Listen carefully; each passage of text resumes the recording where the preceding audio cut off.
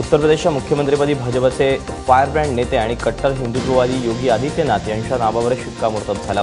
आज दुपारी 2 वाजता योगी आदित्यनाथ मुख्यमंत्रीपदाची शपथ घेतील, तर दिनेश शर्मा आणि केशव प्रसाद मौर्य यांच्याकडे उपमुख्यमंत्रीपदाची जबाबदारी दिली जाणार आहे। विरोधकांची घोषणाबाजी, कॉमेंटबाजी आणि गदारोळात अर्थमंत्री सुधीर मुनगंटीवार यांनी राज्याचा 4611 कोटींचा तुटीचा अर्थसंकल्प सादर केला। मात्र शेतकऱ्यांच्या कर्जमाफीवर कुठलेही ठोस आश्वासन मुनगंटीवार यांनी केलं नाही। त्यामुळे अर्थसंकल्पाचं भाषण संपल्यानंतर विरोधकांनी हातात गाजर घेऊन आंदोलन केलं। सरकारनं जीएसटी लागू होण्याची शक्यता बघून यावेळी राज्याच्या अधिवेशनात देशी विदेशी मद्य वगळता कुठल्याही वस्तूवर कर लावलेला नाही। उलट सोलापुरी चादर, डाळी, तांदूळ आणि इतर वस्तूंवरचे कर हटवून रोज लागणाऱ्या वस्तू स्वस्तात मिळण्याची सोय केली आहे। अधिवेशन सुरू झाल्यापासून शेतकरी कर्जमाफीच्या मुद्द्यावरून शिवसेना आक्रमक होती। मात्र दिल्लीवारी झाल्यानंतर शिवसेनेनं मवाळ भूमिका घेतली। शेतकऱ्यांच्या कर्जमाफीबाबत राज्य सरकारनं अर्थसंकल्पात मांडलेल्या मुद्द्यांवर समाधानी असल्याचं शिवसेनेनं म्हटलं। सरकारनं शेतकरी आणि सामान्यांना गाजर दाखवली अशी टीका विरोधकांनी केली आणि त्याच्या निषेधात गाजर दाखवत विधिमंडळ परिसरात सर्वच विरोधकांनी निदर्शनं केली। यात जितेंद्र आव्हाड यांनी गाजर खात सरकारचा विरोध केला। देशभरातून काँग्रेस पक्ष हद्दपार होत असून काँग्रेसला पूर्णपणे विसर्जित करणार असा टोला अर्थमंत्री सुधीर मुनगंटीवार यांनी त्यांना लगावला। अधिवेशनात विरोधकांचा गोंधळ सुरू असताना मुनगंटीवार यांनी थेट विरोधी पक्षनेते राधाकृष्ण विखे पाटलांनाच भाजपमध्ये येण्याची थेट ऑफर देऊन टाकली। मुंबईतल्या बेस्ट कर्मचाऱ्यांच्या फेब्रुवारी महिन्याच्या थकीत पगाराचा मुद्दा सोडवण्यात आला। 21 आणि 22 तारखेला कर्मचाऱ्यांना पगार देण्यात येईल असं महापौर विश्वनाथ महाडेश्वर यांनी म्हटलं। 185 कोटींची रक्कम देऊन 21 तारखेला 31,000 कर्मचाऱ्यांचा तर 22 तारखेला 11,000 कर्मचाऱ्यांचा थकीत पगार देण्यात येणार आहे।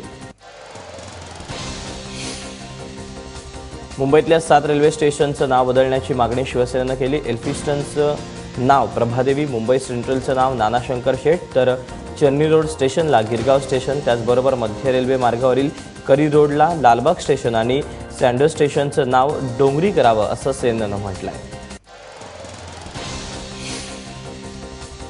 उत्तराखंडमध्ये भाजपला दणदणीत विजय मिळाल्यानंतर मुख्यमंत्री म्हणून त्रिवेंद्र सिंग रावत यांनी शपथ घेतली। त्यांच्यासह सतपाल महाराज, हरक सिंग रावत, मदन कौशिक, अरविंद पांडेय, सुबोध उनियाल, यशपाल आर्य आणि प्रकाश पंत यांनीही मंत्रिपदाची शपथ घेतली। त्यांना कॅबिनेट मंत्रिपद देण्यात आली आहेत। अभिनेत्री ऐश्वर्या राय बच्चनचे वडील कृष्णराज राय यांचं काल दुपारी प्रदीर्घ आजारानं लीलावती रुग्णालयात निधन झालं। काल रात्री 9 वाजता त्यांच्यावर अंत्यसंस्कार करण्यात आले। यावेळी आशुतोष गोवारीकर, संजय लीला भन्साळी, शाहरुख खान, कुणाल कपूर यांच्यासह अन्य कलाकारही उपस्थित होते। नाशिक जिल्ह्यात गेल्या 1.5 महिन्यात 6 जणांचा स्वाईन फ्लूनं मृत्यू झाला, तर 20 रुग्ण संशयित असून त्यांच्यावर विविध रुग्णालयात उपचार सुरू आहेत। त्यामुळे जिल्हा प्रशासनासमोर एक मोठं आव्हान उभं राहिलं आहे। स्वाईन फ्लूच्या उपचारासाठी लागणाऱ्या टॅमीफ्लूच्या 16,000 टॅब्लेट्स उपलब्ध असल्याचं सांगण्यात येत आहे।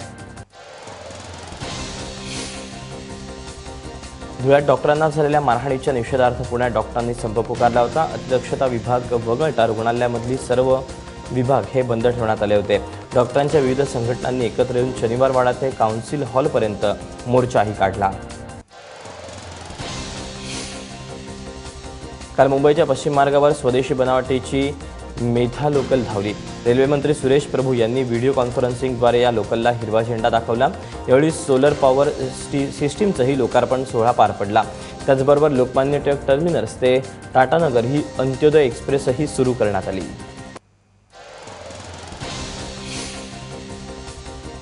देशभरातील विविध शैक्षणिक संस्थांमधून अभियांत्रिकीची पदवी घेऊन बाहेर पडणाऱ्या 60% विद्यार्थ्यांना नोकऱ्याच मिळत नसल्याची धक्कादायक माहिती समोर आली। SICTनं केंद्रीय मनुष्यबळ विकास मंत्रालयाला दिलेल्या अहवालात ही माहिती पुढे येते। त्यामुळे मनुष्यबळ विकास मंत्रालय रोजगार वाढवण्यासाठी काही शैक्षणिक बदल करण्याच्या विचारात आहे।